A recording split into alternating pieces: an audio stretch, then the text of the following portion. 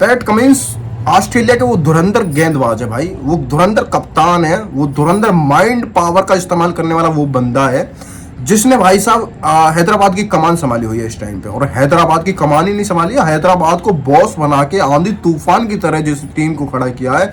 मतलब जब भी किसी टीम के सामने जाती है तो सारी टीमें डरती हैं भैया।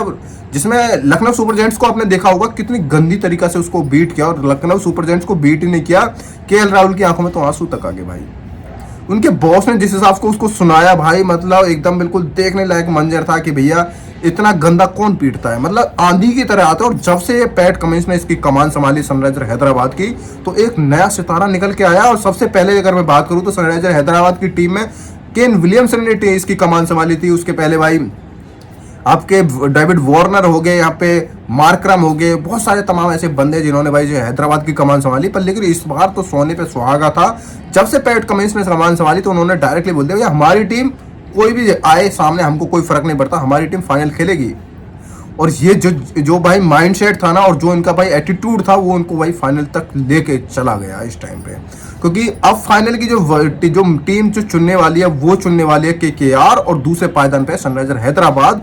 और सनराइजर हैदराबाद की कहानी कुछ इतनी ही नहीं है गाइस, अगर मैं बताऊं तो भाई साहब जिस भी टीम के सामने चल के जाते हैं तो पूरी टीम को मेरे हिसाब से पूरा कैरियर उसका समाप्त कर देते हैं। और पैट कमिंस ने ऐसे ऐसे धुरंधरों को भाई चुना है कि मतलब कोई ना कोई बंदा अपनी जिम्मेदारी इतनी बखूबी रूप से निभाता है कि जिसमें 200 बना लो 250 बना लो उनको कोई फर्क नहीं पड़ता भैया। इतना गंदी तरीके से पीटते हैं जैसे मानो भैया एकदम बिल्कुल तूफान और आंधी एक साथ आगे हो मैदान पे।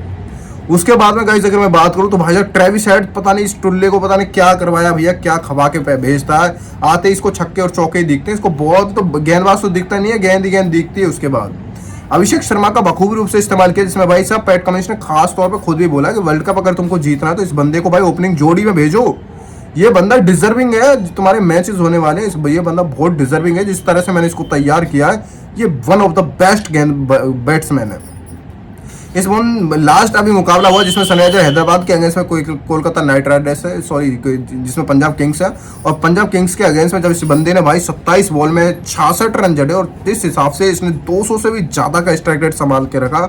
और लगातार बैक टू बैक इसने एक नहीं लगातार कितने मुकाबले ऐसे हुए हैं, जिसमें आईपीएल टूर्नामेंट 2024 की मैं बात करूँ तो अभिषेक शर्मा का नाम यार बहुत दमदार है।